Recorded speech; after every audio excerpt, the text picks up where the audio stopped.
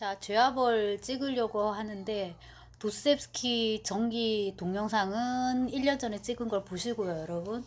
죄와벌은 이번에 이제 처음 합니다. 이렇게 해서 이제 두 권이고, 이게 원래는 표지가 이 수도승이 손을 이렇게 모아지고 있어요, 옆으로.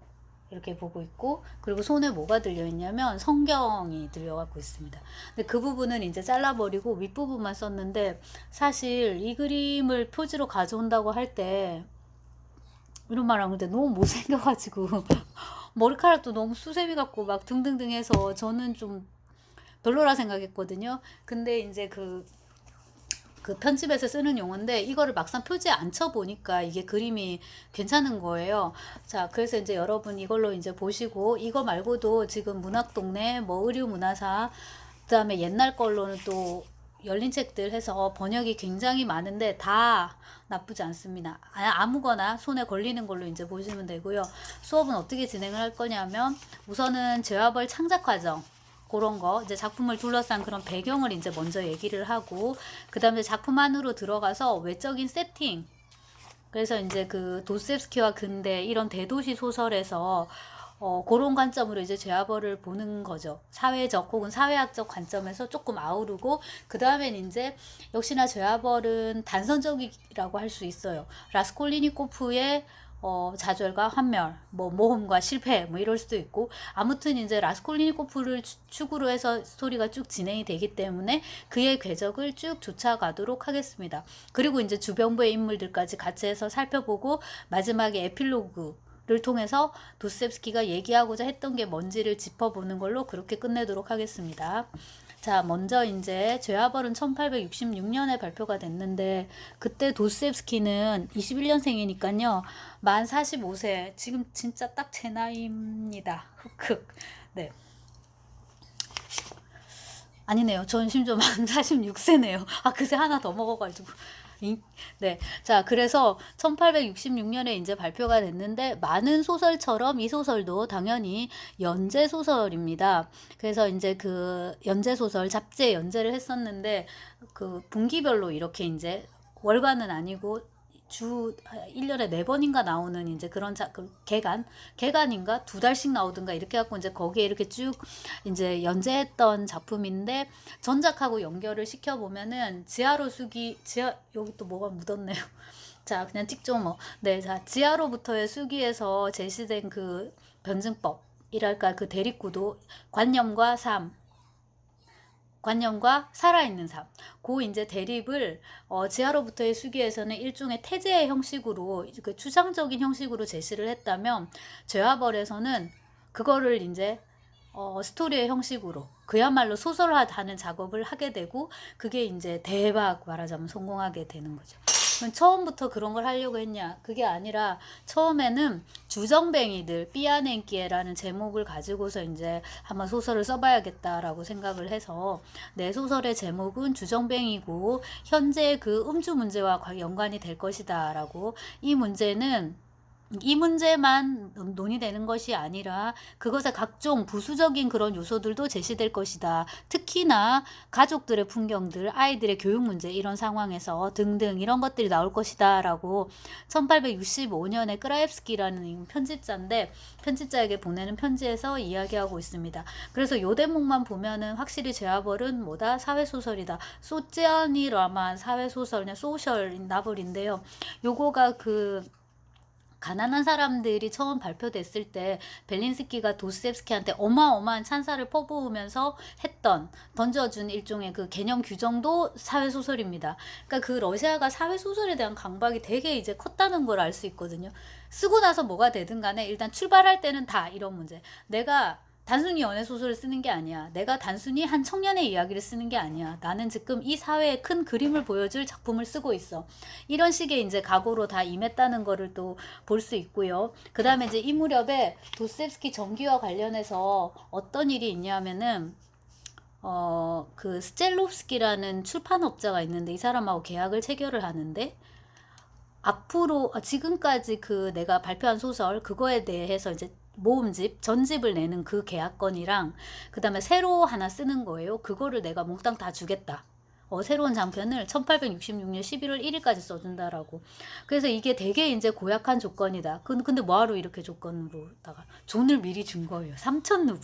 3,000루블을 이제 미리 이제 이걸 끄라옙스키가 안 줬구나. 그래가지고 이제 스텔롭스키랑 붙어가지고 3,000루블을 미리 받고 지금까지 했던 거 전집 다 니 줄게 쓴 거. 그 다음에 빨리 새로 하나 써줄게. 이렇게 하고 이제 돈을 받아서 3,000루블을 받은 다음에 이제 휘리리리 또 이제 외국으로 가게 되는데 이게 이제 되게 재미있는 것 중에 하나인데 제가 어릴 때 이거를 읽을 때는 이게 악마의 계약이다. 도스토옙스키는 얼마나 불쌍하냐. 가난한데 이제 소설을 쓰고 소설로 먹고 살아야 되니까 자기의 권리를 온전히 이렇게 챙기지 못하고 이렇게 악마적인 계약을 하고 자기의 저작권과 뭐와 뭐를 다 팔아 넘겼다. 이렇게 생각했는데 저도 책을 몇 권 낸 작가로서 사실 이거는 그렇게 볼 거는 아니에요. 달리 생각해보면 당시 그 출판 시장이 굉장히 열악했는데 러시아가 그럼에도 불구하고 도스토옙스키가 이렇게까지 인기 있는 작가였다는 거. 돈 3,000루블이 네 집 개 이름도 아니고 3,000루블 줄 테니까 너 소설 줘. 그러니까 그 정도로 그의 작품이 상품성이 있었다는 거, 높았다는 거, 그거를 우리가 알 수 있어요. 그리고 지금 써지지 않은 작품에 대해서 미리 돈을 준 거잖아요. 이런 걸 이제 입도섭례, 이제 선인세식으로 미리 이제 딱 그 계약금을 준 거니까, 너 정도 되면은 다음 작품도 충분히 쓸만할 거야 라는 기대가 여기 반영이 되는 거예요. 그래서 이 1860년대의 도스토옙스키는 이미 러시아 문단에서 어느 정도 자리를 잡은 규모 있는 작가였구나 하는 거를 이 이른바 악마의 계약을 통해서 알 수 있다. 이제 이거고.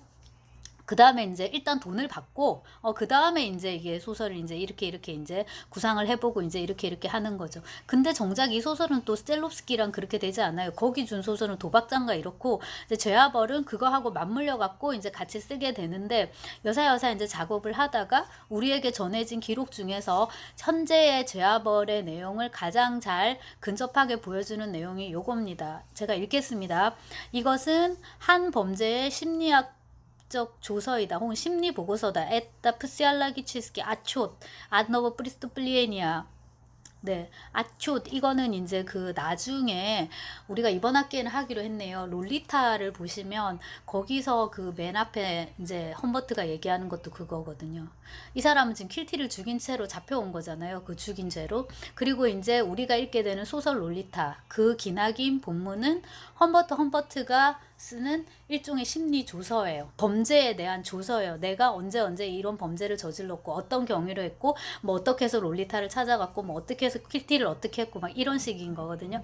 그래서 두 작품을 굳이 연관을 시키자면은 그 도스토옙스키 죄와벌을 썼고 나보코프의 롤리타는 나보코프식 어떻게 보면 죄와벌이다라고 할 수 있는 거죠. 자, 다시 이거는 한 범죄의 심리학적 조서이다. 심리 조서이다. 사건은 현재 동시대 지금 일어나는 것이다. 그 다음 한 젊은 청년이, 근데 이 청년은 지금 학교에서 제명당했는데, 그래서 이거를 보면은 어디서는 브이프시 스튜던트, 그러니까 전에 학생이었던 학생, 여기서 보면 이제 대학에서 쫓겨났어요.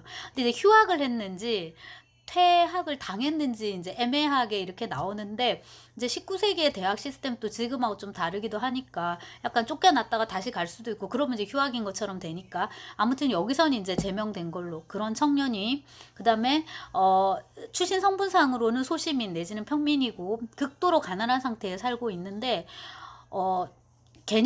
경솔에서 그 다음에 개념상의 어떤 혼돈을 겪으면서 다소간 이상한 완료되지 않는 어떤 아이디어의 그 사상에 경도되게 된단 말이에요. 공중에 떠돌아다니는 그런 사상에 경도되어 일시에 한꺼번에 자신의 이 추악한 상태에서 벗어나기로 결정을 한다라고. 그러고서 이제 이렇게 범죄를 얘기를 이렇게 합니다. 이런 얘기를 하다가 마지막에 가서는 하느님의 진실이, 지상의 법칙이 승리를 거두게 되고 그는 결국 자수하지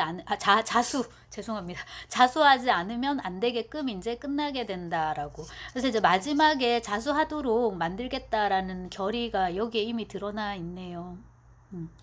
자살이나 자수냐인데 라스콜리니코프도 자살을 할까 이제 생각을 하는데 결국 그쪽으로 가지 않고 자수하는 걸로 이제 이렇게 되고, 그 다음에 이제 도스옙스키가 여기서 되게 강조하는 게 이게 내 머리에서 나온 픽션이 아니라 이거는 지금 현재 러시아에서 일어나는 일이다. 그래서 엠게오 학생이 얼마 전에 뭐 우체국에 가가지고 그 우체부를 죽이려고 한 사건이 있지 않았냐. 엠게오는 모스크바 국립대학입니다. 그러니까 이제 이런 식의 명문대 학생이 멀쩡한 이런 청년들이 이런 이제 말하자면 얼토당도 않은 뜬금없는 범죄를 저지르고 있단 말이에요. 현재 이런 일이 일어나고 있다. 그러니까 내 소설이 그렇게 터무니없고 허황된 게 아니다라는 그런 그 약간은 자기 변명 같은 혹은 미리 예상되는 어떤 비난에 대해서 자기 방어적으로 이제 제시를 하고 이제 들어갑니다. 한마디로 말해서 나는 내 플롯이 부분적으로 동시대성에 의해서 정당화된다고 확신한다. 그러니까 플롯이 좀 이상하게 느껴져도 실제 현실에서 이런 일이 일어나고 있으니까 이게 아주 말이 안 되는 그런 얘기는 아니야다라고. 근데 이 범죄의 동기가 이제야 그다음에 빠냐츠야 이 러시아어로는 이런 건데 뭐 이념, 사상, 빠냐츠에는 개념 이거거든. I have no idea 할 때 러시아 사람들은 빠냐츠를 많이 쓰거든요. 그러니까 그런 식으로 사상에다가 이념과 사상에다가 이 범죄의 근거를 찾으려고 하는 것도 이미 이제 초기 그거에서 보이는 거죠. 그 다음에 요 부분만 보면은 음주라든지 뭐 애들의 교육 문제라든지 이런 건 한 개도 없어요. 그래서 이 두 가지 구상을 어떻게 이제 조화를 시킬 건지 좀 궁금해지기도 하고.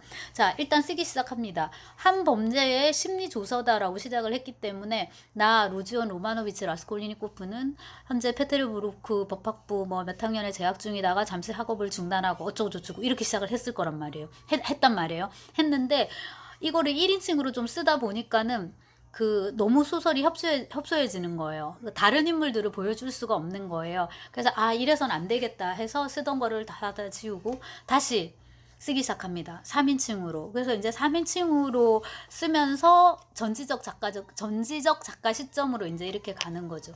그렇다 하더라도 현재 그 흔적이 되게 남아 있어요. 이게 원래 1인칭 소설이었구나라는 이제 그런 흔적이 남아 있고 그 까라마조프가의 형제들 같은 경우는 진짜 인물들 각각의 고백록을 이렇게 거대한 소설 속에 모아놨다라는 이제 느낌이 드는데 죄아벌 같은 경우에는 그게 좀 약하지만 그래도 스비드리가일로프 얘기도 나오고 그래도 좀 약하긴 약한 것 같아요.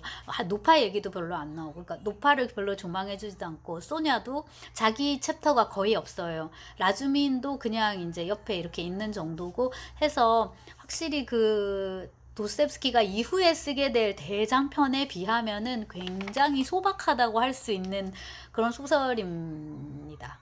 근데 다르게 말하면 죄와벌만 해도 충분히 잘 썼는데 이거 쓰고 나서 그 다음에 너무나도 잘 써버리는 바람에 이제 죄와벌이 좀 푸대접받게 되는 이제 그런 게 있는 거죠. 어쨌거나 이제 3인칭으로 시작을 하자 하고 이제 쓰기 시작해가지고 굉장히 막 열렬하게 이제 소설을 이제 써가게 되고요. 이게 보니까 당대에 인정받지 못한 건 아니에요.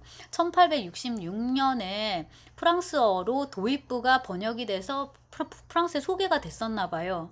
근데 이제 인지되지는 못했다고 하더라고요. 근데 여기서 주목할 게 이게 소설이 단행본으로 발표되지도 않았는데 프랑스가 선진국인데 말하자면 후진한 러시아 소설을 지금 개간지에 발표되는 이 소설을 일부 번역해가지고 소개했다는 것 자체에 오히려 도스옙스키가 굉장히 상대적으로 생각해보면 인정받는 작가였구나 하는 생각을 좀 해보게 되고요. 그 다음에 이제 외국어로 최초로 완역된 거는 독일어라고 합니다. 독일어본인데 제목은 라스콜리니코프. 그러니까 죄와벌 이렇게 하느니 그냥 바로 주인공 이름으로 그냥 치고 가는 거죠. 독일식이기도 한 것 같네요. 파우스트 뭐 이렇게. 크눌프, 데미안, 물론 헤세는 20세기 작가지만은 비렐름 마이스의 수업시대 이것도 이제 독일 문학의 그런 느낌을 확 주고요. 그 다음에 이제 프랑스어 완역본은 1884년에 나왔고 영어로 번역된 거는 1886년이라고 하네요. 물론 런던에서 나왔고요. 그 다음에 이제 동양 아시아권인데 역시 일본입니다. 일본어로 제일 먼저 번역된 게 1913년이니까 일본이 문화적으로 이때 우리보다 얼마나 많이 앞서갔는지를 알 수 있고 아시아의 영국이라고 불렸다고 하는데 자기들의 그 타고난 그 열악한 조건 섬이라는 그리고 뭐 지진이며 등등등 그거를 극복하기 위해서 일본인들이 얼마나 학구적으로 노력했는지를 러시아 문학 소개사를 보면 알 수 있습니다.